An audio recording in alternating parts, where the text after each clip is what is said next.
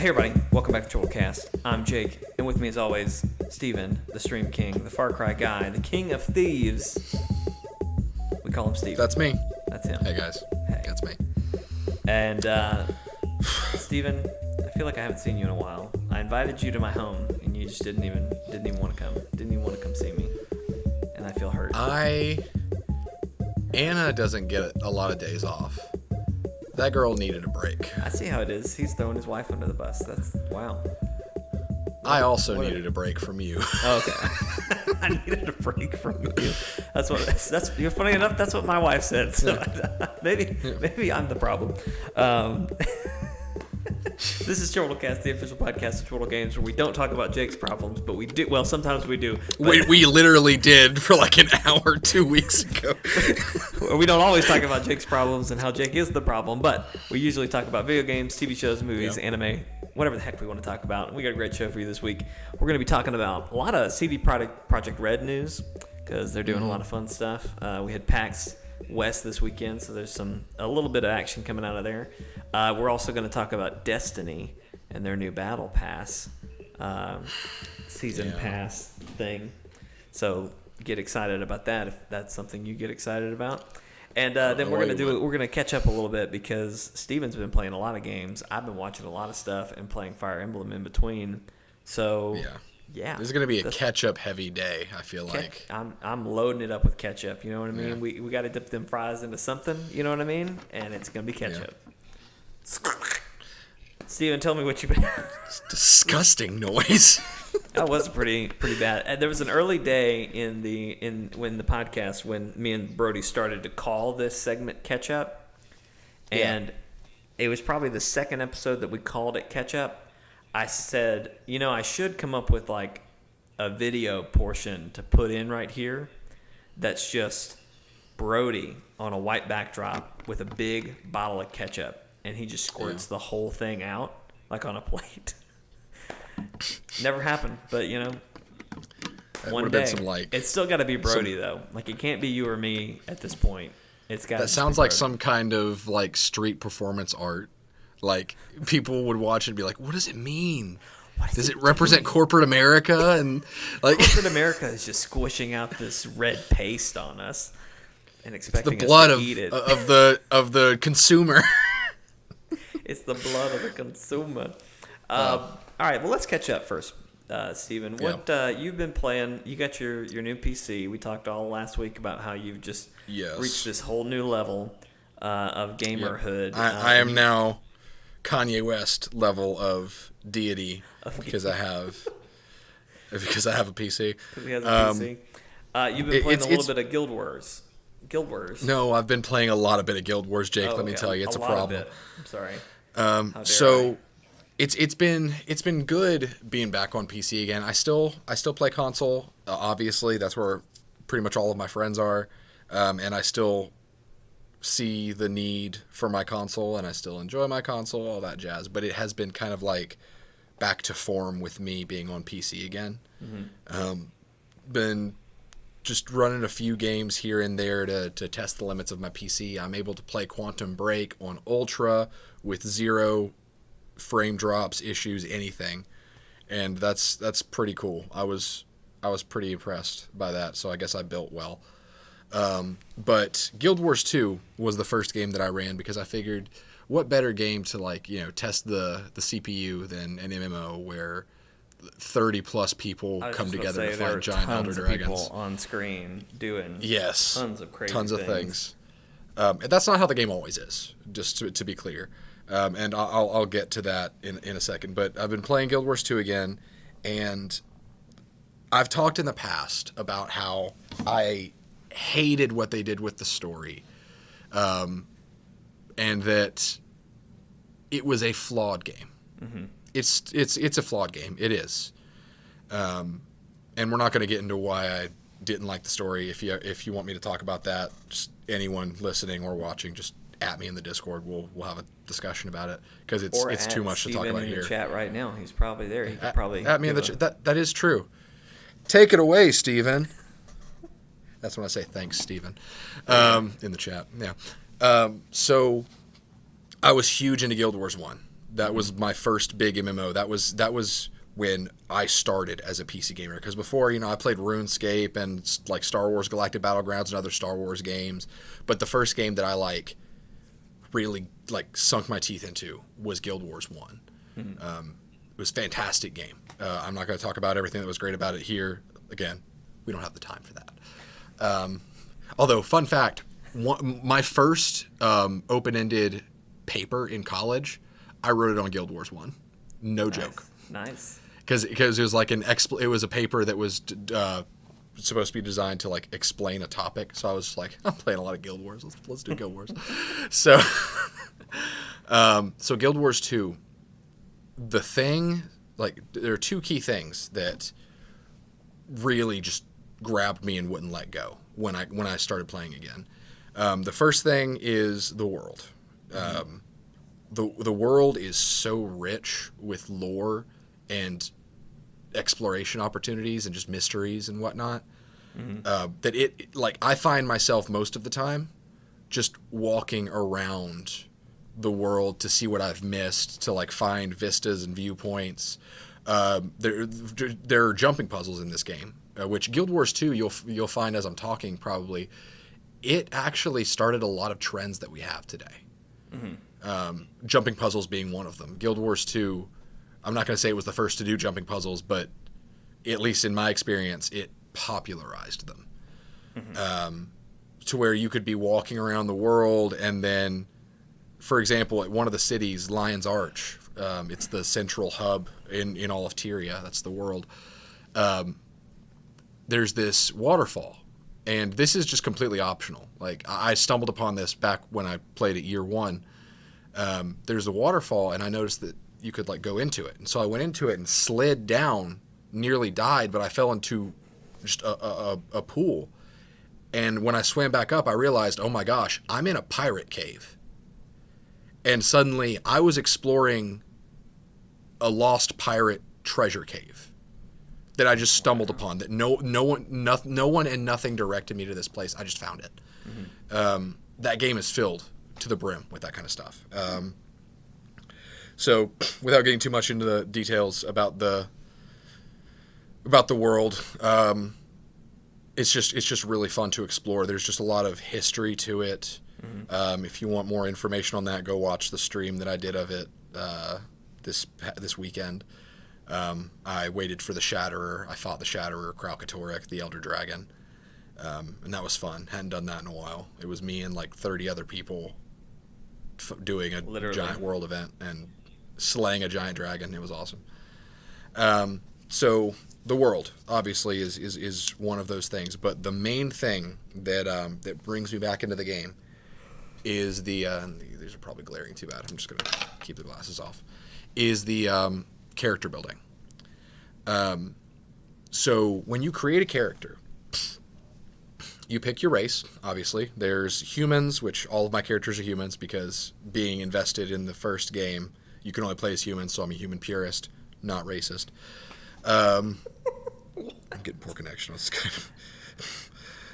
I'm going to explain that later because, well, yeah, let's just get into it. Char are another race that you can pick, which are giant cat people, which I am low-key racist towards because you spend most of the game, in the first game, getting slaughtered by Char, so they're bad people.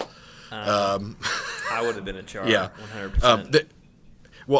Well, you probably still will be a Char, but this game takes place several hundreds or 1,000 years or whatever after the first game, so the hatchet's been buried, I guess. I mean, I never did. I hate Char still, but I tolerate them. The Asura, which all look like Stitch from Lilo and Stitch, and they're a scientifically advanced race. Oh. So they can build giant robots. Nice. The Norn, which are 8-foot tall, 5-foot wide giants that commune with nature spirits, so they can turn into a half bear, half Norn hybrid and just go ballistic. They're pretty cool. Don't you mean and the Sylvari. Sure, of course I did. Sure. And then the Sylvari, yeah. Sylvari. They are the newest race in Tyria. They are plant people, basically. And they were created at, like, their egg was growing at the end of Guild Wars 1 because Guild Wars 1 ended with a promise of dragons coming back, and dragons in Tyria is a bad thing because they are 98% awful and want to kill you. Is there so a 2% Guild Wars 2 is actually is nice? Yes, and we're going to get to that in a second. Okay. Basically, the Elder Dragons trying to lay waste to Tyria is the entire point of Guild Wars 2 and the unification of all of the races. And the Sylvari were birthed to destroy dragons. So that's the whole point they exist. Plant people versus a dragon my dad, doesn't sound like a good idea to me, but hey. What'd you say? I said plant people versus a dragon doesn't sound like the best idea to me, but I'm not, Well, no one's perfect, No one's perfect, but that's okay. It's fine. I mean, you try to create a new race to combat dragons, and you end up with just plant people. I mean, what are you going to do? Like, I mean, rock people probably would have been better. Water people would have been really good. Saying plants. It's a bad idea. There's more to them than that, obviously. But anyway, in Guild Wars 2, any race can play any class. And there are no inherent stat bonuses per race. Okay. So, like, a Norn isn't going to have any more strength than an Asura, which doesn't really make much sense, but they wanted you to be able to create whatever character you wanted. Mm-hmm. But you do get different skills that are based on your race, but they really don't matter. But I'm not going to get into that. Then once you pick your race, you're picking your class, there is Elementalist, Guardian, Ranger, Mesmer, Warrior, Revenant, Necromancer, Engineer, Thief. 9 classes, because there's 3 for each. Yeah, there's 3 for each armor class. And those classes are restricted to certain weapons, but they all use weapons differently. And they have different utility skills. And I'm not going to get into the nitty-gritty. I'm just going to explain the concepts. So don't worry, this isn't about to be a 2-hour TED Talk. Once you start leveling up your character, you get what are called specializations. And I've talked to Austin and Kaylin, I think, about this a little bit, so they're probably going to be like, oh, yeah, he's going to start talking about this again. Gosh, our connection to Skype today is terrible. Or at least mine is. Can you still hear me? I can hear you loud and clear, cool. Big dog. Excellent. So I'll just keep talking. So you have 3 specialization lines that you can slot. Without expansions, you have 5 to choose from. And the best distinction here would be probably an Elementalist. Elementalist specializations have to do with their different magics. So you have a fire specialization, an earth specialization, water, air, arcane. Elementalists, no matter what, can use any element. But if I wanted to be a healer, for example, I would probably go into water magic a lot, because the water magic trait line gives you more tools that you need to be a better healer. Mm-hmm. If I wanted to be a tanking elementalist, I'd probably go earth. So this game is less concerned about, like with most MMOs, if you are picking your class, you need to have decided what your role is going to be first. Mm-hmm. It's more about, if you are picking this class, this is your job. If you are a, like Final Fantasy XIV, if you are a summoner, you deal damage. If you are a, gosh, I can't remember any of the names, but a white mage, you heal. If you're a black mage, you do damage. Like there's that you're locked. In this game, it's not so much when you pick the class, you're not picking your role, you're picking your style, basically.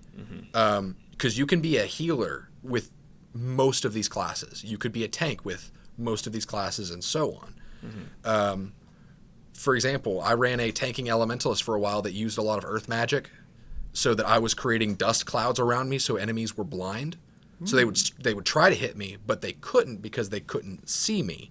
Right. And then I would I would have like rock armor come around me to take some hits. I would have these shards following around me that gave me extra protection. And of course, if I decided I don't really like tanking as an elementalist, I can just do a different role. Yeah. Yeah. So the Revenant is what I've been playing a lot lately, and I've mentioned this just because I'm really proud of it. The Revenant channels powers from the Mists, which the Mists is basically where legends go once it's basically where legends dwell once they're dead. Like it's kind of an afterlife. So if the Revenant can invoke the Mists, they can basically channel the power of dead spirits. So there is a dragon named Glint, who was the 2%, the good dragon. She was a prophet that basically foretold all the events that would come to pass, but she died shortly before Guild Wars 2 takes place. Mm-hmm. If you have the specialization Herald, which there are elite specializations, I forgot to mention this. Take notes. We're getting to that point. I feel like I need notes, yeah. Yeah. Elite specializations take up one of your 3 slots for trait lines, but you can only have one of them at a time because it kind of redefines how you do things. Like, for example, the Ranger, they always have a pet with them. Pets. That's their class mechanic. They always have pets and they're good with bows. But if you make one of your specializations Druid, you are no longer iconed as a Ranger, you are a Druid. So you're still a Ranger. You can do all the Ranger things, but you can also do Druid things. And so you get access to a staff as a weapon and a new skill type and a new class mechanic. With the Ranger specifically, actually Soul Beast might be a better example. With the Soul Beast, which is another Ranger specialization, you get daggers as a main hand weapon. Like you have the option to use them. And you get access to stances, which basically like mimic different beasts, but your class mechanic that you get allows you to bond with your pet to where it disappears and like basically becomes one with you, and you get access to their abilities as well. Interesting. So each elite specialization adds a new mechanic. Like my Mesmer, my illusion mage, is a chronomancer, so he manipulates time, and it's amazing. So the Herald, back to my Revenant, that channels the energy of Glint, the magic dragon, or the prophetic dragon. Glint, the magic dragon. And what I get for doing that is I get these things called facets, which I can activate with no limit other than my energy, and that's why I have to like monitor resources. And each facet, for every 3 seconds, I give a buff to the team. And so I can have up to 5 facets activated at a time, because that's basically my entire skill bar. So I've called this build Buff the Magic Dragon, and I love it. It's great. It's perfect. But there's just... That was a long rant, but Guild Wars 2 allows for so much build creativity where I could tell you I have a warrior. And I do have a warrior.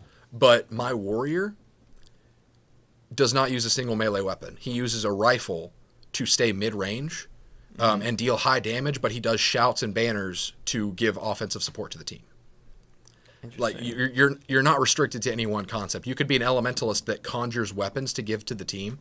Like Jake, if you wanted to be an elementalist that was a conjurer, and you don't have to fully commit to anything. You could be a little bit of everything if you wanted to.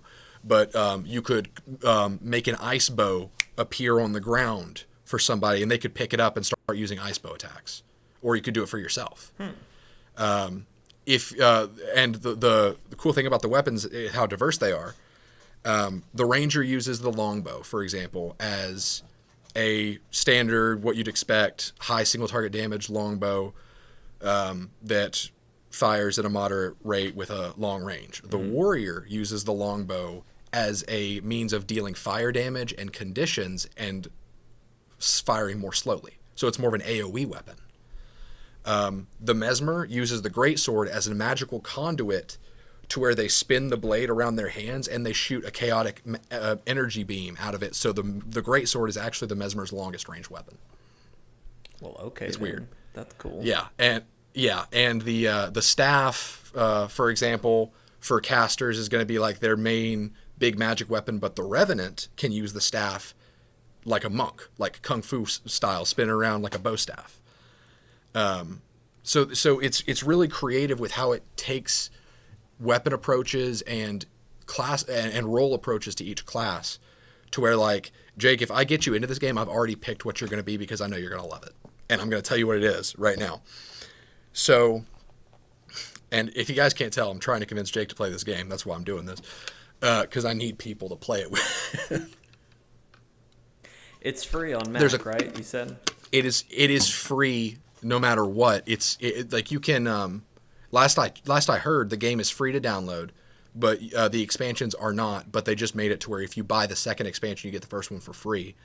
So you basically can have everything Guild Wars, to my knowledge, for like $30 with no other fee, because it's not a monthly subscription. Mm-hmm. It's free to play. They make a lot of money from their gem store. That's how they're able to do that. But none of the gem store stuff is gameplay. It's all cosmetic. It's all cosmetic, yeah. So the That's class that I would pick for you, it is you would probably spend a lot of money because I don't need to. There's a lot of good cosmetics. But the class I would pick for you probably is the Guardian. Okay. Because the Guardian, I know you're going to make a Ranger if you play it. And I know you're probably going to make an Elementalist because they're literally just the avatar. Mm-hmm. They can use all the elements at the same time. I like the avatar. But the Guardian is a heavy armor class that uses they're kind of like a paladin, like a zealot. Mm-hmm. They use like holy magic and they use a lot of fire. Mm-hmm. But you can get a specialization for them called Dragon Hunter. And they get access to traps mm-hmm. and longbows. Okay. So you can be a longbow wielding, heavy armored soldier, like knight that uses fire with like everything. I do like fire, and I do like bows. You do like fire, yes. But I also like pets. Yeah, I know you're going to pick a Ranger. Like, if you play, that's going to be the first character you make probably, and that's a good start because they're a very straightforward class. But I do think, like, if you really sank your teeth into the game, I think you would love the Guardian. But I, for example, have a maxed out level of every single class, and I have not found a class that I don't have a build that I love for. Right. Well, that's so, good. Like, the game really, and you know how picky I am with builds. I do. The game really lets you play however you want, and you don't ever really feel like you're completely useless. So I recommend trying it. It's a lot of fun. It's free. Anyone who's watching this, I've got a guild. Come play it. It's free. I need friends. Me. Come play. Yeah, please. Well, I'm glad you're having a good time with it, Steven.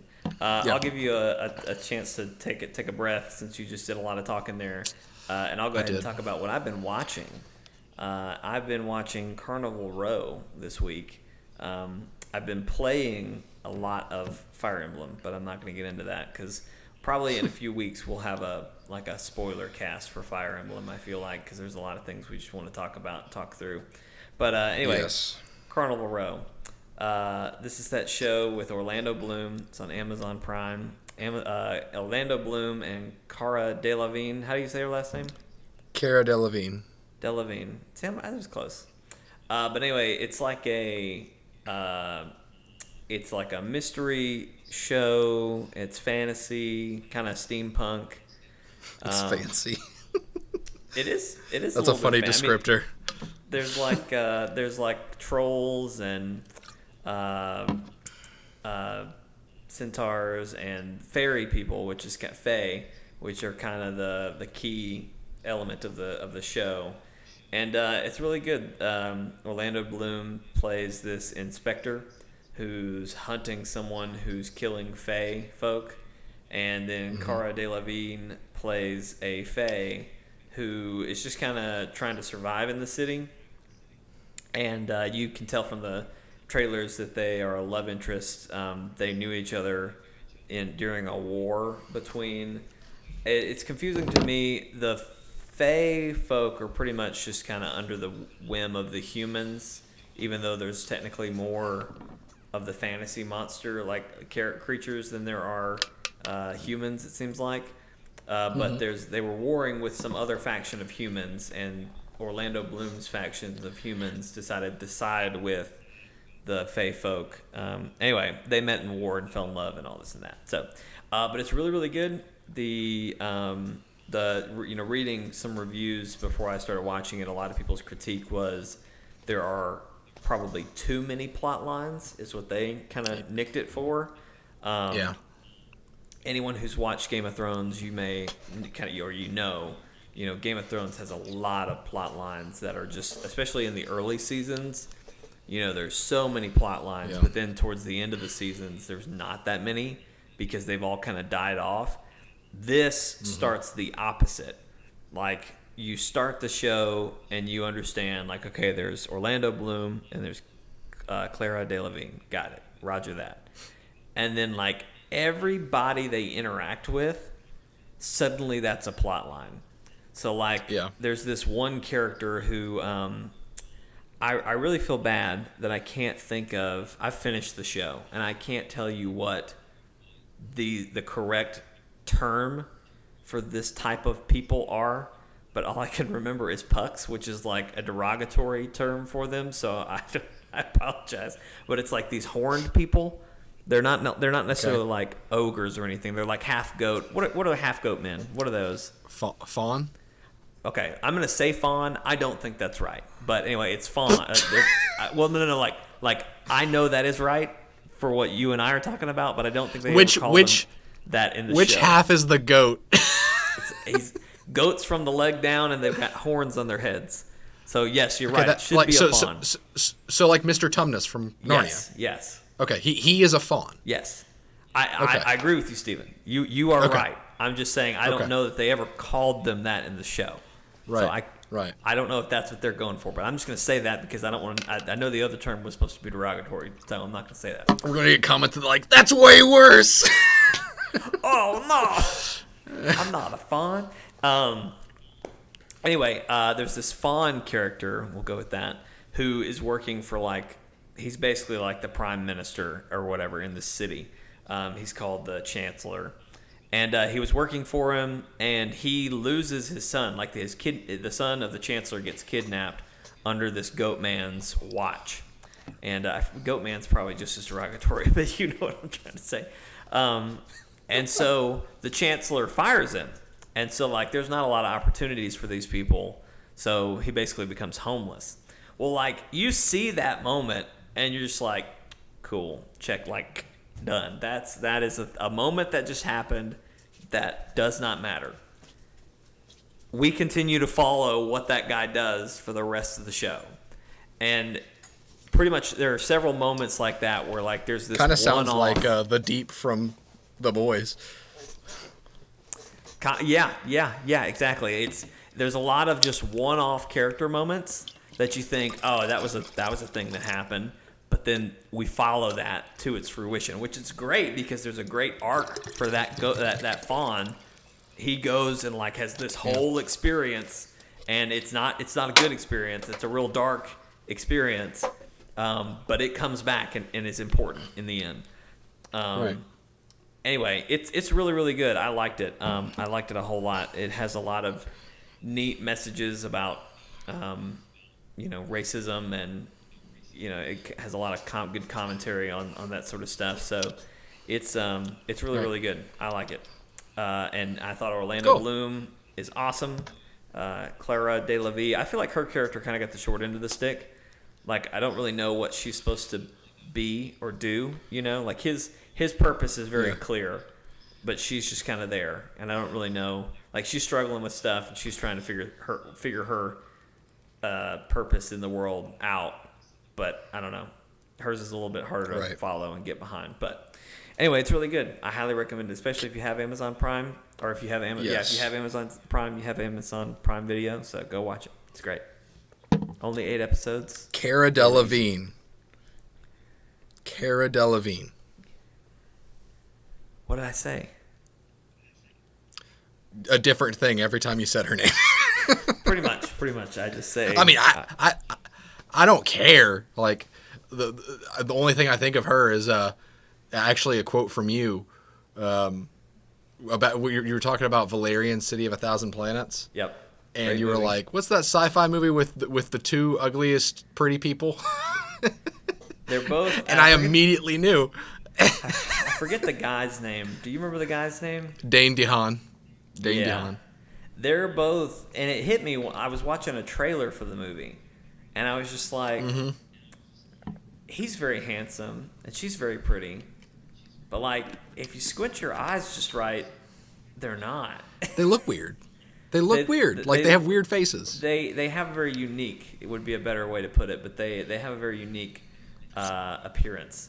And I tell you what it is. For me, I think it's Clara's eyebrows or her eyes, something about her eyes. And I think it's because they put a lot of dark makeup around her eyes that makes her look a little, not ugly is not the right word, but just like, I don't know, serious or brooding or something. I don't know what the better term would be. But anyway, they're very pretty people, and I really enjoy watching stuff that they're in. But right, anyway.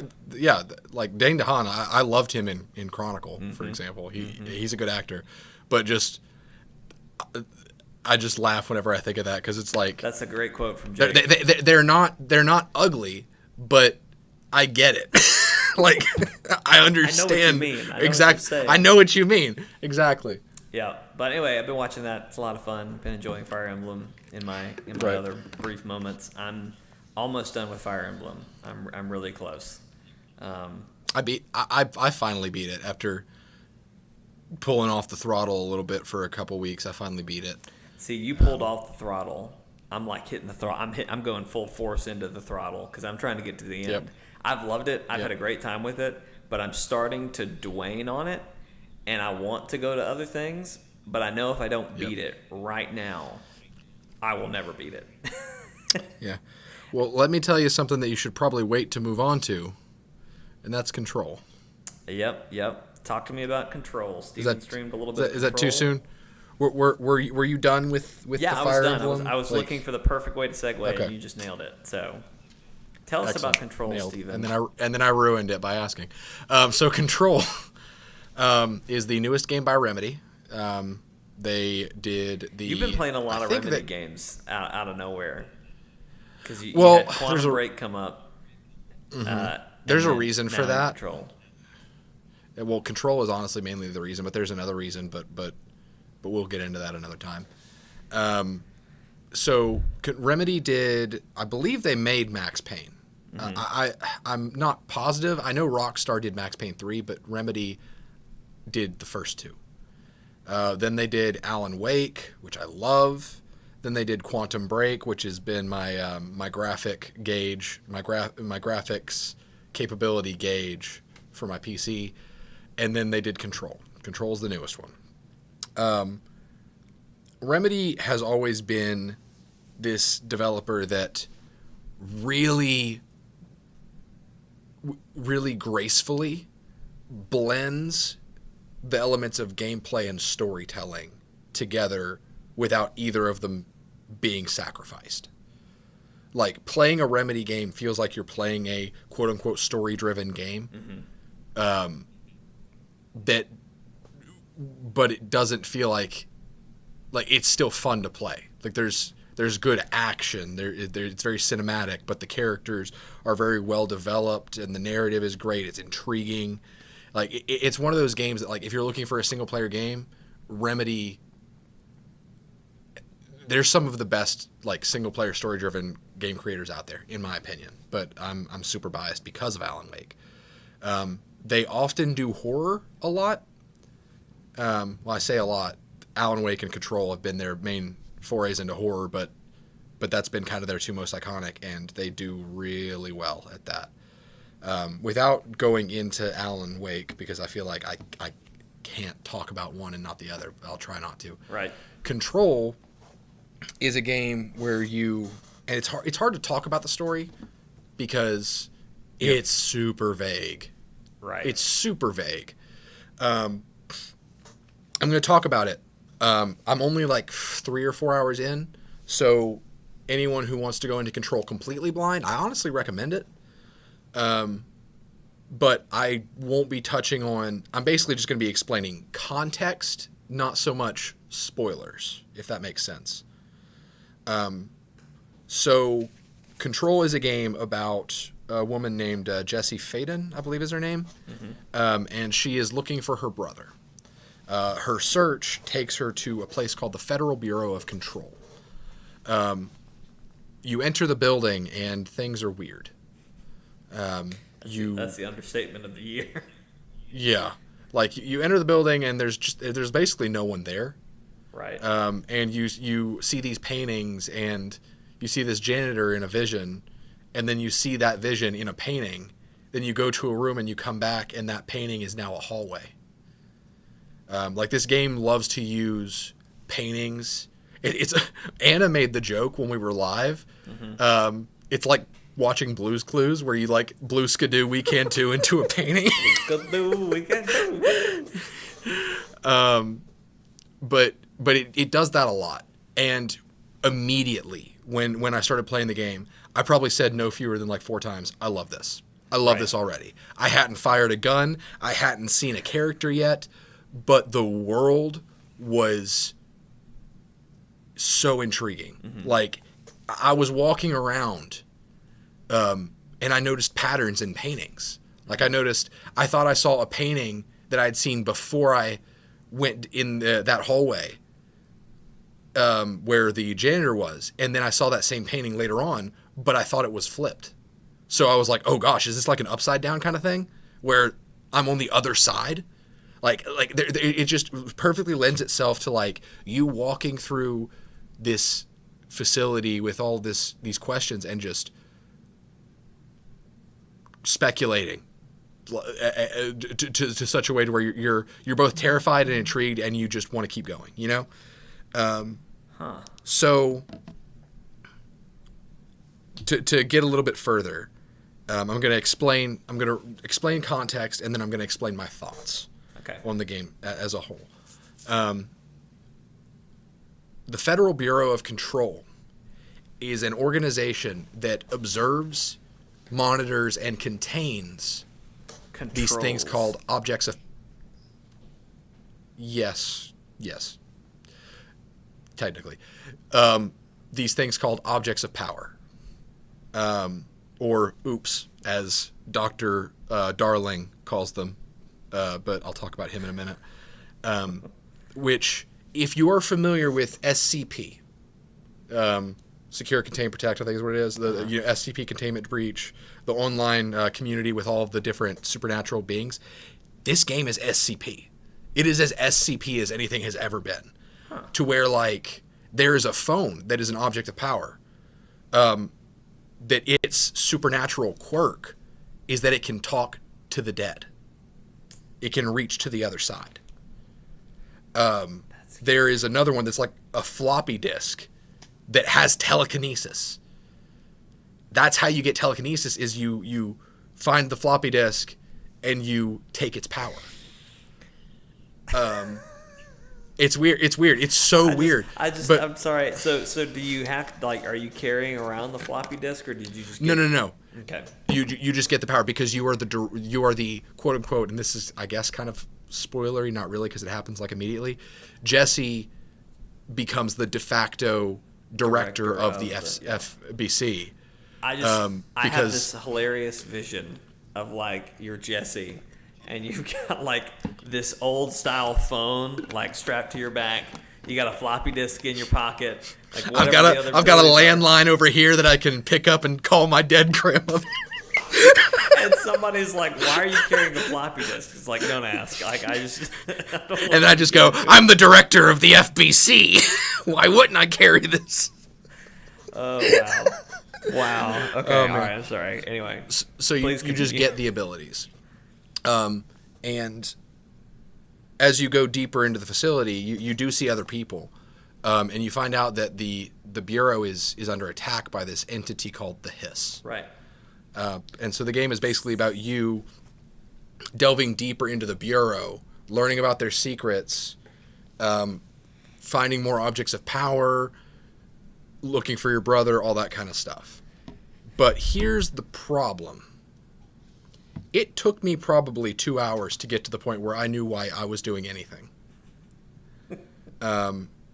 Remedy, in the past, like I said, they are masters when it comes to crafting story. Right. And seamlessly blending it with gameplay. In Alan Wake, you understand the character, you understand why he's in Bright Falls, and you understand immediately why he's doing what he's doing. Mm-hmm. Like, it builds that intrigue, and I'm not going to get into details. Well, I guess I probably will in a minute. It builds intrigue, but establishes who Alan is and why you should root for him, while still maintaining that ambiguity of the world. Quantum Break. Right off the bat, you know why the character is there at this university, and they build a bit of intrigue through more character relationships, mm-hmm. and then the conflict happens where you get time powers. Mm-hmm. Then you have Control.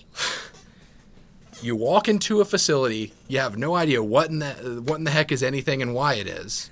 Then you find a gun, and suddenly you're just killing supernatural creatures, and you don't know why you're there. You know that you're looking for your brother, but you don't even know who you are, really. And it's like one of those things where ambiguity can really work. Mm-hmm. Like I said, the way that it really works in this game, I love how ambiguous the FBC is. Right. Like, I can walk through a wing of the Bureau and see, like, a testing room. Like, I walked into this one room that had a button and a chair, like, in the actual room, uh-huh. and, like, a lot of soundproofing, and the two biggest subwoofers I've ever seen. And I was just like, what is this? But I was never told, because it was just a room. And so the Bureau is so interesting. Like, they did such a good job of creating this game world that it basically forces me to leave it to my own imagination, or at least I just haven't gotten to the point yet where that question is answered. But the Bureau itself is masterful. Like, the world, I would rival it to Rapture in BioShock. And it's been a while since I've talked about BioShock, but, like, I would consider it one of the most well done environments in gaming in a long time. I would consider the Bureau up there with Rapture. Wow. Because it does such a good job of creating dread and intrigue, but mm-hmm. not making you feel helpless. Like, you want to keep going, even though things are trying to kill you constantly. That's right. Perfect. It's amazing. And the gameplay is really tight. The powers are really cool. There's an upgrade system that seems really neat. The gun is really cool. So Remedy nailed the gameplay. They did. But the writing, right now, again, I'm 3-4 hours into the game. Now. It's not only too ambiguous, but Jesse Faden is not a good character. And I'm trying, and I hate that I don't like her character. I hate it because I don't want to sound, and you might laugh at this, you might be like, ooh, I don't want to sound like I'm sexist. Mm-hmm. Because here I am, I'm a huge fanboy of Remedy. I've loved every single one of their characters, but it just so happens that every single one of their characters has been a Caucasian male. Mm-hmm, mm-hmm. And now they come along with Jessie, and it's like, she's not. I just can't connect. Yeah. She's not as good to me, and I've been trying to think of why, and I'm gonna try to explain why. So please don't write me off as sexist. I promise I want to love this game as much as possible, because I even said to Anna, I was like, if the writing and the narrative flow and everything was better, mm-hmm. this would possibly be in my top 5 games of all time. Wow. I love it that much right now. It's one of those games that I just know looking forward. You know that question, if I could experience something again for the first time, I feel like Control would be on that list. Wow. So far. And again, this is all to be said. The writing is extremely lacking. The gameplay and the environment is amazing. It's brilliant. But Jessie, Okay. Remedy in the past, and I'm going to use Remedy in the past as an example, as to not just be vague with my criticisms. I'm going to try to give as much basis as I can, because I am comparing this game to Alan Wake, Quantum Break, and Max Payne a little bit, even though I haven't really played much Max Payne. Remedy loves using narration. Right. Max Payne, when he did it, and someone's going to tell me at some point, they're going to be like, dude, Remedy did not do Max Payne. I don't know where you've gotten this idea. I just Googled it, and I'm pretty sure they, like you said, they didn't do Max Payne 3. Right, that was Rockstar, I think. Yes. So I think they may have started it, and then it seems like at some point they traded hands with the IP. Yeah. But anyway. That's been my understanding. With Max Payne, his whole thing is that he is a gritty detective who lost his wife and is just basically suffering with alcoholism, depression, and has a death wish. And his story is accompanied by his own narration, which comes in the style of like a noir detective. Mm-hmm. It tonally fits. Right. Alan Wake is a washed-up writer who is trying to find his voice again. When he goes to Bright Falls and is doing his whole thing, his narration comes in the form of the inner dialogue of a writer trying to find his voice. Mm-hmm, mm-hmm. Quantum Break, at least so far, I'm not very far into Quantum Break either, but so far, Quantum Break has that narration, but it's in the form of the main character being interrogated. Mm-hmm. So like, all right, tell me what happened. And he talks when he needs to. For example, when you meet one of the characters to help him with this time travel experiment, you two are walking down a hallway, and neither of you are saying anything to each other. But then the main character narrates through this interview that's happening later on. He says something like, "It was strange for Paul to ask for help.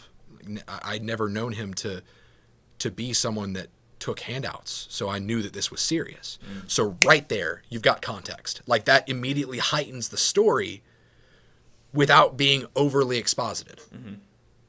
Then we get to Control and Jesse Faden. Her inner monologue is so annoying and pointless to where it's like, you find out, and this is minor spoilers. Again, you find this out pretty quickly. You find out that she and her brother, and this was like 3 hours in that I found this out. So again, I was playing this game for like 2 hours or whatever without any context of this character. So I wasn't hooked like at all. I had no context until that late in, and that's not good. Right. You find out that she and her brother found this door, I think, that it ended up being an object of power that let these monsters through. And then she had an entity latch onto her called Polaris. She's talking to Polaris, like when she's having her inner monologue. And maybe that's why it just doesn't feel right, because it feels like she's having a one-way conversation, and It doesn't heighten the narrative at all. So like, she'll be talking to a character, and she'll be like, the character will be like, "Oh yeah, I love doing research," and then Jesse will just be like, "Oh, she really loves her job," or, "I'm not going to tell her anymore right now." Right. It's like the exposition that is added heightens nothing. It's just there so that Jesse can talk. And it just feels pointless, and she repeats herself a ton, so much. It's painful. And again, I hold Remedy to a higher standard because I know what they can do. And I'm saying this every time I say this. Don't get me wrong, guys. I'm early in the game. This could change. It absolutely could. All I'm saying is that compared to the past, their writing has gripped me instantly. And with Jessie, she comes off as inconsistent, just as a person. And you find out she's kind of weird because she's been scarred by that event as a child. Yeah. So she's kind of unbalanced, but something about it just feels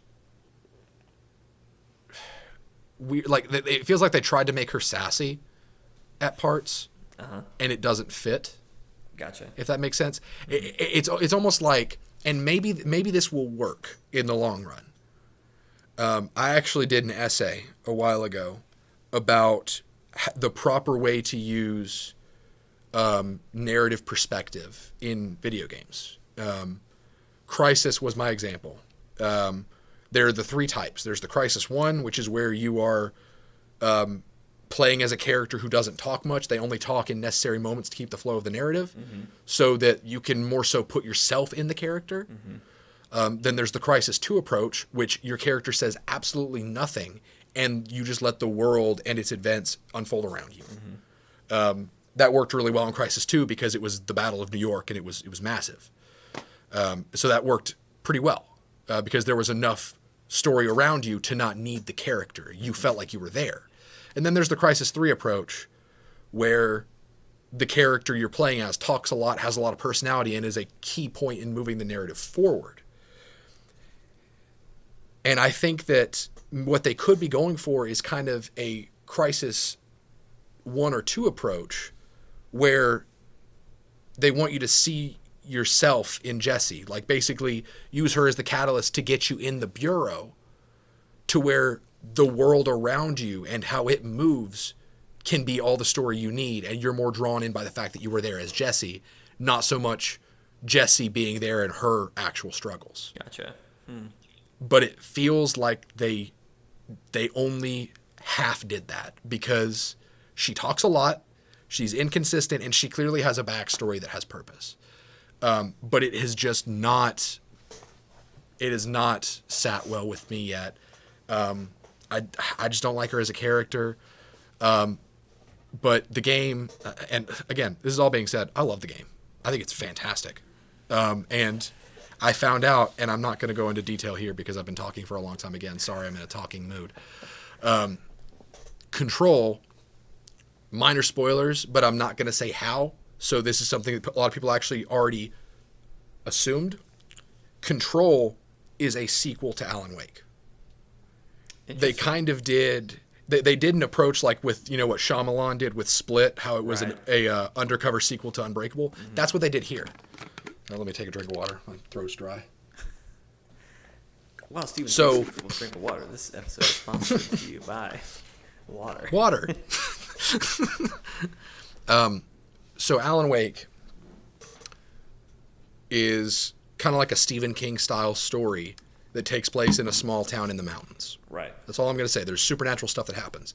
You find out the Bureau was on that case. They covered the case. And they know about Alan Wake. And that's all I'm going to say. So, like, I think that's phenomenal. I cannot wait for... Because this whole idea of an organization that monitors and utilizes the abilities of supernatural objects that contain innate power is such a cool premise for a game. You could do anything with that. And now they have shown that could be their building block for a franchise. I like so it. Control being like the foundation, moving forward to a greater Remedy IP. The phenomenal. RemCU? Yes. The RemGU. RemGU, I like that. The Remedy gaming But- universe. But the reason I said, last thing I'll say, the reason I said that you should probably wait to play it, Jake, Yeah. A lot of technical issues right it now. is, oh my God, so many technical issues. There's significant frame drops on PS4 pretty frequently. But the main thing that's been bothering me, and it's such a funny, stupid thing, in this game, it's technically open world. It's the toilets. It's the toilets. They're up Toilets. But it's technically open world, and the world being the Bureau. So it's kind of got a Metroidvania style to where you're revisiting parts you couldn't go to earlier, using new abilities, all that jazz. But part of that is using signs on the wall to know where you are and where you're going. And right now, textures aren't rendering the best, and the ones that suffer most are words. So when you're in a big circular room and you're just looking at signs to see which way do I go. You just see these white blobs on the wall, and you're just like, what does that say? Room? Like, so it just needs to render better, and then it'll be easier to play. So like right now, I'm playing it whenever Anna's around, and she's got nothing, like she's got something to do while I play games. I play it around her because we actually bonded a lot over Alan Wake, not because she played it, but because when we dated the first time, she watched me play it, and it was like the first time she experienced video games with me. So we try to keep that going. But if you are thinking about getting Control, if you aren't getting on PC, I don't know if these problems are on PC or not, but I would say definitely get it, but maybe wait for the coming weeks to see if they've fixed those issues, because they do matter. There's a sale right now on Amazon where once it's in your cart, it drops to like $38, I think, or something like that. Wow. So if you're interested, you might just get it now. Hopefully there will be a patch or something in the next couple of weeks. It shouldn't take too long. The game is selling well enough to where I think it would be a pretty large priority, and it doesn't seem like, specifically the draw distance, resolution, texture loading, everything, that seems like it wouldn't be that hard to fix. Right. I don't know about the frame drops, but the frame drops honestly bother me less. Yeah. It's frustrating, and that's one of the key criticisms I've heard is people talk about just how confusing it is to get around, and a lot of people have been like, it's hard to tell if they intended it to be this way or if this is just an issue. And I've heard a lot of people say there should be more signage, there should be more whatever. And it's like, but I absolutely there is. It's just not loading properly. But think of how great that is about the world they've built. Yeah, that you just have to explore and figure it out. That you have people asking the question, is this something with the Bureau, or is this something wrong with the game that I'm playing? You don't know where the line is because it's so well unestablished. Do I need an object of power to read? These glasses that allow me to read the signs, but if I wear them too long, they'll poke me in the dick. I was going to go with the butt plug that you have to read. I don't know why that's where my brain went. Good God, Jake. Oh, man, I'm sorry. I'm sorry, ladies and gentlemen. I'm sorry. That was totally inappropriate. Speaking of inappropriate, let's move on. I'm glad you've enjoyed Control, Steven. I'm excited to get into it and start doing it. Yes. Let's talk about the news. All right? Only 2 stories. Real short. But we'll start with CD Projekt Red. Steven, you okay with that? I'm going to take your silence as a resounding yes. Sorry, the call was silent for full 30 seconds. I didn't hear any of that. What's up? We're going to talk about CD Projekt Red. Cool. So, PAX has been this week. CD Projekt Red released the gameplay demo that they showed at E3 this year. No. Is that right? Yes, that's right. I think that's right. Anyway, it's what people got to see behind closed doors at E3 this year. Now they're kind of like they did last year, where they showed some stuff at E3, and then a lot of people really hyped about it, so they were like, let's release this to the public and let them see it. Very similar to what happened then, just for this year. However, I think they knew from the get-go that they were going to do this, and so I feel like the presentation of stuff in this video was with that in mind, of random people are going to watch this, and so it's not nearly as long. I think the first demo we saw was probably 30 minutes, and they took us on a mission and just kind of pointed things out as we went. This was a lot more fast pace of just kind of showing you concepts, and it was really talking about what you can do, how you can create different characters. So they had one character who was really strong, ripped a turret off, was using the turret. Another one who was a hacker, doing all this different stuff. So I'm not going to talk super in-depth about it, because when E3 did happen, we talked about on the podcast about kind of a breakdown from people who have seen it, and we talked about what they saw and all this. This video, really, there wasn't anything there was maybe one or two notes from this video that weren't, kind of talked about when this was first seen by people. So if you haven't seen it, go watch it. It's a lot of fun. They talk a little bit about, they give like a spoiler warning at the beginning of just like, we're going to drop you in the middle of the game, but like we've edited it out to keep it not as spoilery. I don't really think there was much. Mm-hmm. I mean, it was very vague to me. So anyway, go watch it. It's a lot of fun. Yeah. The thing I do want to talk about, though, so obviously I love CD Projekt Red from The Witcher, and now I'm very excited about Cyberpunk 2077. And my fear with 2077 is, oh man, but I don't want Witcher. Like I want another Witcher. I want to see more in that world because I jumped in at Witcher 3, and it's like, hey, here's this awesome franchise. This is the end. It's like, what? I jumped in at the end. So anyway, CD Projekt Red, their latest financial report has revealed that the studio is moving to a dual franchise business model.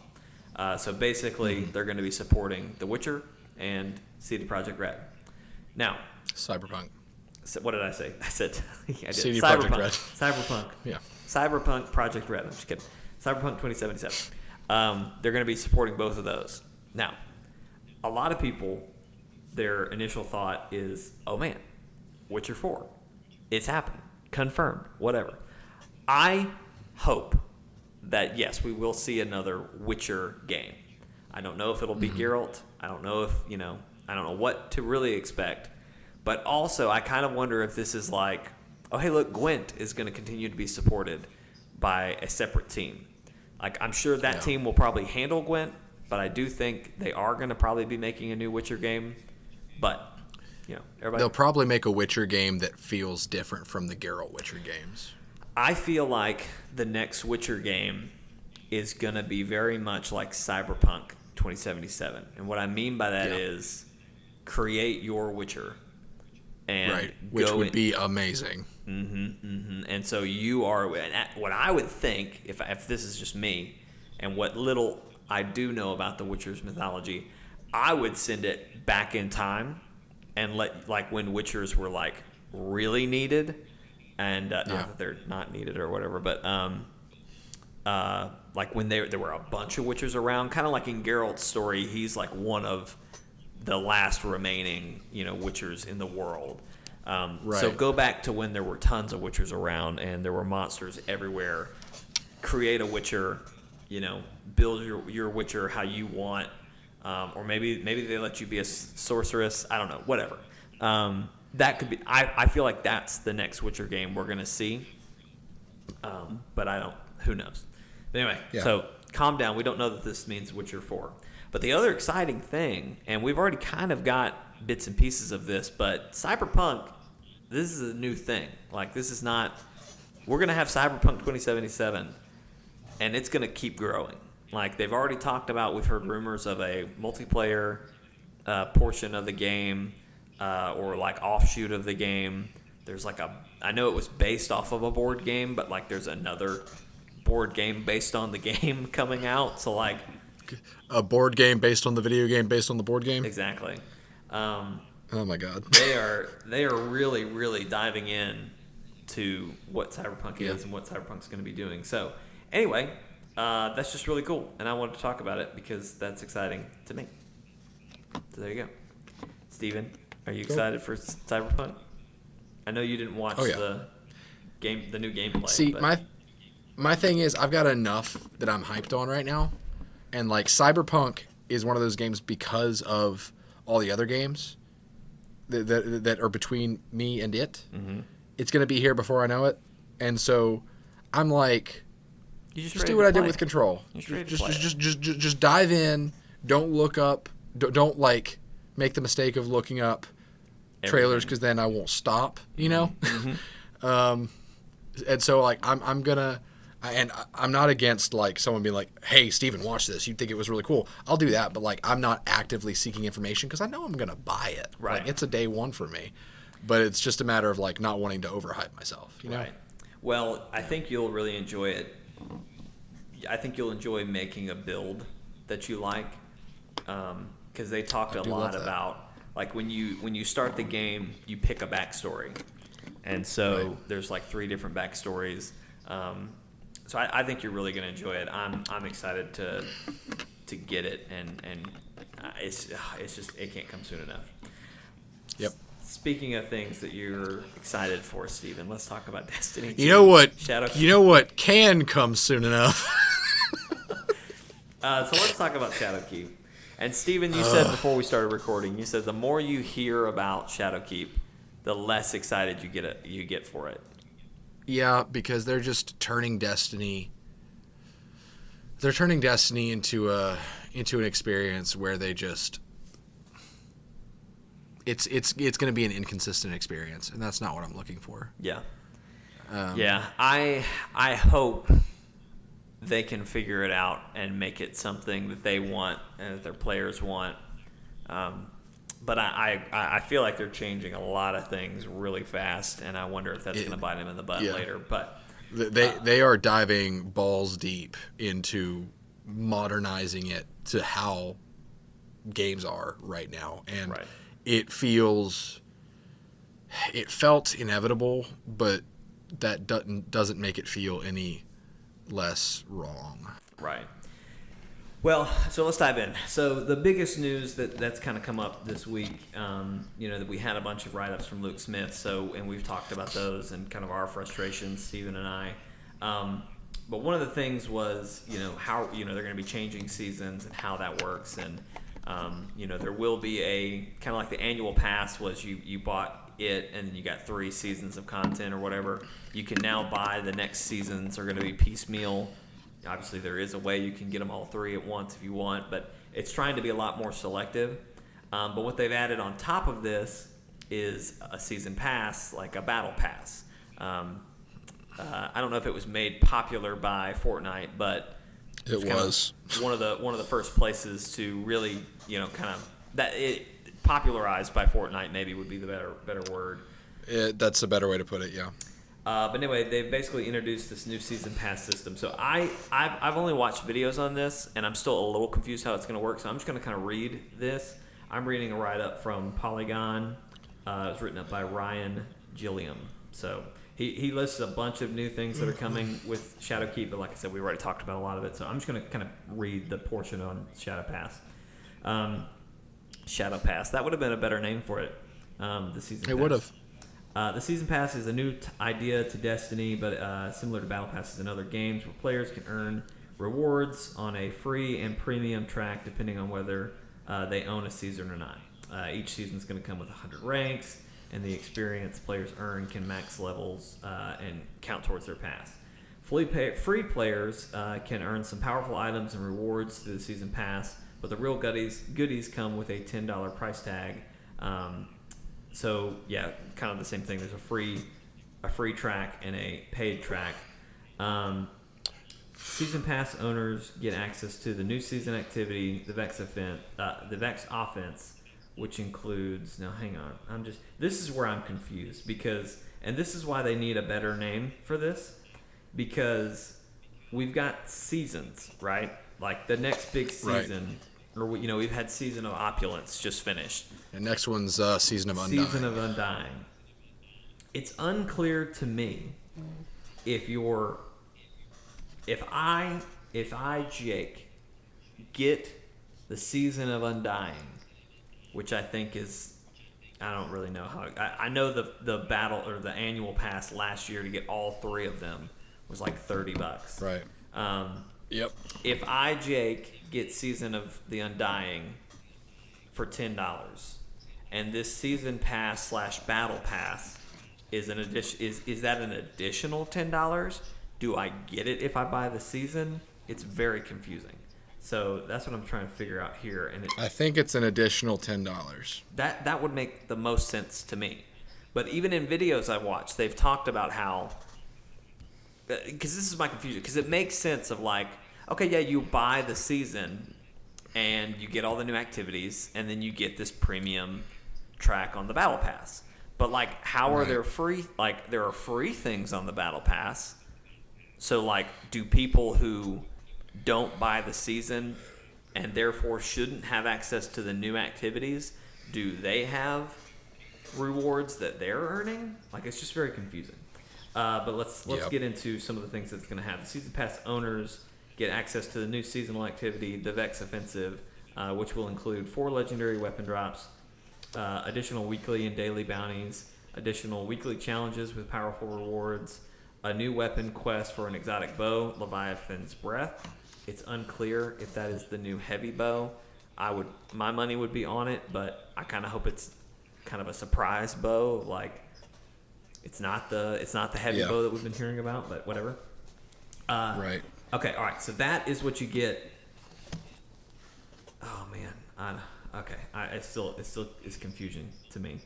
And then it says exclusive to season pass owners, a new exotic hand cannon, Aaron's Vow, awarded on rank 35 of the free track, and it's awarded on rank 1 of the premium track. That exotic hand cannon is. 3 seasonal legendary armor sets, 1 for each class. Collect the complete set during the first 25 ranks on the free track. Complete on the premium track, you get all 3 sets on rank 1. That's crazy. These also drop within the Vex Offensive seasonal activity. If you want versions with higher set tiers, you'll need to play the Vex Offensive to earn them. So you're not getting like a god roll off of the premium track. And then the premium track also includes 3 universal ornament sets, 1 for each class, an exotic weapon ornament for Aaron's Vow, 2 legendary weapon ornaments, a new finisher, a new exotic emote, and a new exotic ship. So, like I said, it's unclear if Leviathan's Breath and Aaron's Vow are the hand cannon and bow that we've seen tease. I am personally hoping there's something we haven't heard of yet or seen yet, but I think it's unlikely. Let's see. Players who play Destiny 2 as their main game should be able to complete all 100 ranks during the season, but Bungie is experimenting with how players can purchase additional ranks. Instead of being able to buy ranks at the beginning of the season, Bungie will allow players to purchase ranks in the last 2 or 4 weeks of the season. So, like you and I, Steven, we kind of bounce around between games. We may not have time to get through all 100 ranks, but, the last week, if we wanted to pay an extra $15, we could get all the ranks unlocked, which is just crazy to me. Then Smith explained the studio didn't want to see players buy their way into the cool stuff immediately, yada yada yada yada. So that's basically it. I'm still we just read basically this whole segment on, and I'm still confused if you have to buy the season to get the season pass. Does that get it to you? I think you have to buy the season, and then you have 2 separate tracks. Mm-hmm. You have the track that everyone is on track, which is the Battle Pass track. Right. So I think it's 2 separate purchases, and it's dumb. I get it because, Bungie's independent now, but no matter what way you slice it, it's just more ways for them to monetize us. Right. And I personally, I am not against a Battle Pass type of model. Because with games like this that I'm playing a lot, I don't mind, tossing $10 in to every time I level up, I'm getting premium rewards for it. Because right now whenever you level up or you hit that you hit that experience cap and it resets, you get a Eververse thing. I like getting those. I like the thing they used to do during holidays where the Halloween you'd get a normal one and then you'd get the Halloween one, and so suddenly it was you were popping off 2 at once. I really like that kind of stuff, and so if I could have this Battle Pass, and obviously I know it's not going to do this specifically, but if I using the premium one, if that gave me 2 Eververse Ingrams every time I leveled up or something like that, I would like that. So I like that idea, but I don't like that I have to buy the season and then buy the season Battle Pass. That is a little bit much. If they really want to go to this model, let's take it the full way, and let's just say, hey, everyone is going to get this new seasonal activity, and everything that comes with the Season of the Undying. But if you want extra rewards and maybe access to an exotic early or something like that, which this gets hazy, you know, here's our $10 battle pass that you can get. It's still, I hate that they have both. That's just too much. It's still pay to win. Like, again, it is. No matter what way you slice it, that's been the biggest complaint. Yeah. Because that exotic, you know, it says in there, you know, rank 35 is when you'll get it if you're free, but you get it rank 1 if you buy it. And so there's a lot of people that are like, you know, what if it's one of two outcomes. It's either going to be a really good exotic, therefore turning Destiny 2 into a buy to win game, or it's going to be a crappy exotic and people it's are going to be like they paid for it. Exactly. And so I guess I understand if it's what Bungie feels like they have to do, but they're already like Bungie. You know, when Activision was doing Destiny, everyone was just like, "Oh, boo, Activision! They make us pay for all these expansions. Boo!" Yep. What's changed? We're paying for more now. Yeah. Like, we're paying I don't for more things now. I don't understand why people championed Bungie so much when they went independent. Because as far as I'm concerned, Destiny was better under Activision. Mm-hmm. It just was, and I hope that they prove me wrong. I'm not seeing it yet, but so far it just sounds like they are creating a game that tries to be different by offering you superficial things, but expecting you to do the same thing over and over again. Right. So it's like trying to rope you back into the game to do things you've already done a million times, rather than giving you new content. Right. And that just doesn't sound like something that I want to do. And Yeah. it's expensive. And it's a time sink. I don't have the time or the money to keep up with this game that doesn't really seem to care about how I want to play it. Right. So, yeah, I've already pre-ordered Shadowkeep, so yeah. I'm gonna play through Shadowkeep, and then I may ride through Season of Undying and see where we are. But I feel like the ship kind of has to get right, before I commit any more to it. I've already committed a lot to it, so yeah. I don't know. It's just it's concerning where it's going, but I don't know. Like I said, I am not opposed to the Battle Pass idea, but I don't like that it's a combo of you're paying $15 for this season, but then also if you want a $10 Battle Pass, you got to do that. It's like $25 for this one thing. It's like, come on. I'm almost always opposed to a Battle Pass because it implies towards that model of a game that will have you doing the same thing over and over again, but trying to entice you to come back to the repetitive stuff with just different cosmetics and other crap that doesn't really affect anything.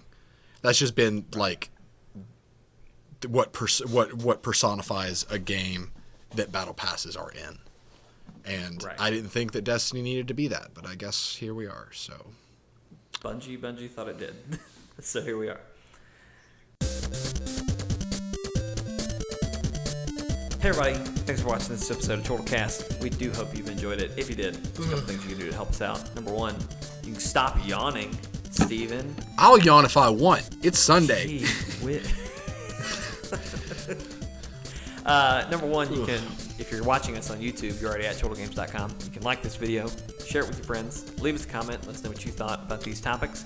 And then if you're a podcast listener, you can write us a review. That really helps people find the channel and the podcast. So we'd appreciate that. If you're not subscribed to us on youtube.com/c/chortlegames, you can do that there. You can also follow us in our Discord. We have a channel there for you where you can put in podcast questions, that sort of thing, topics you'd like to know, and just keep up with us because we hang out there. We post memes. We talk about Destiny. We've got a bunch of channels. People post some artwork. It's a lot of fun. And then you can also follow us at Chortle Games on Facebook and Twitter to keep up with when we're streaming and all the other fun things we're doing. Because we do a lot of things other than the podcast on this channel. Like what, Jake? Well, let me tell you. First off, Chortlecast airs every Monday, 12 o'clock Central Time. So you can tune in there. It premieres as a live video, but it is pre-recorded. But Steven is almost always in the chat. So you can talk to Steven. You're doing a good work if you come in live. You're doing good work down there, Steven. Okay, keep going. But that's Tuesday. Then this week, Tea Time, which is Team Up stream, where we have more than one people join up on a team on a co-op live stream. It's going to be Tuesday night. Steven may be busy, so it may be me and Big Germ. And I'm kind of leaning on playing a little bit of Overcooked 2. All right, I'm hungry for some Overcooked 2. All right, so I'm going to see if Big Germ has it. We're going to figure out a way that we can both do it. So look forward to that. If not, it'll be some other co-op game. We'll figure something out. And then on Wednesday, we'll have a Let's Play for you. I'm not sure what it's going to be yet. And I've learned my lesson that I need to stop saying what the Let's Play is going to be on Wednesday, because it's almost always going to change. It's never what I thought it was going to be, because my life is crazy and you never know. Something's going to flood. I'm going to get distracted. I'm going to have to go save somebody, and I won't get around to editing the Let's Play I wanted to. So we'll have a Let's Play for you Wednesday. Then Friday, I will be streaming something. I don't know yet. I might do Control myself. And so it might be kind of a rehash of what Steven's done, but I may do a VR game. I don't know. We'll play around and see what's available. And then Saturday, Steven is going to be doing the live stream Saturday night. Do Guild Wars 2. Do Guild Wars 2. Oh, you want me to do Guild Wars? Yeah. Maybe. Chat, start spamming Jake do Guild Wars. Do it. The power of chat compels you. Yeah. I might. I don't know. That would be a more difficult thing for me with my Mac, but I could probably work something out. But we'll see. Maybe it's a strong maybe, Steven. Cool. Good work, chat. You did it. You did it. But anyway, so that'll be Friday, and then Steven will be streaming Saturday, and then we'll have another great week of content the next week. And we're edging closer and closer to my birthday, Steven. So yeah, I totally know when that is. This is always I totally know when that is. Yeah, this is a great month for everyone, because this is where the universe just sprinkles little happies to me, like Untitled Goose Game, Steven. You know what I'm talking about? Yeah, you've mentioned it once or twice. It's a game where you play as a goose and you F with people. And I can't remember when we first saw the gameplay of it. I want to say it was an E3 or something, or a Games XCOM. I don't know, something. It's been a while since we've seen this game. Yeah. And then there was a direct where it was coming in 2019 or something like that, coming in 2018, whenever it was. And then something went wrong, and they put out a video where the goose went up to the early 2019, and he grabbed it and dragged it away, and late fell in its place. So anyway, they finally announced that it's coming out, and it's coming out September 20th. So just a little sprinkle of happiness right around my birthday. It's gonna be great. I'm gonna play it. We're gonna do a Let's Play of it. It's gonna be a great time. It's gonna be a great time. It's gonna be a honkin' good time.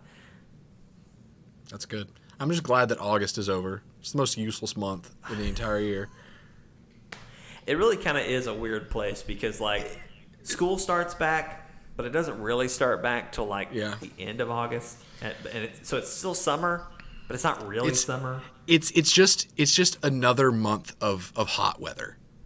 It's literally all August is, and I'm tired. It's not fun. It's not fun at all. It's not fun. It's just a month. It's just there. It's just extra time between me and fall. And I love fall. I do too. And, you could argue that for September, except I was born in September. So that automatically makes it a great month.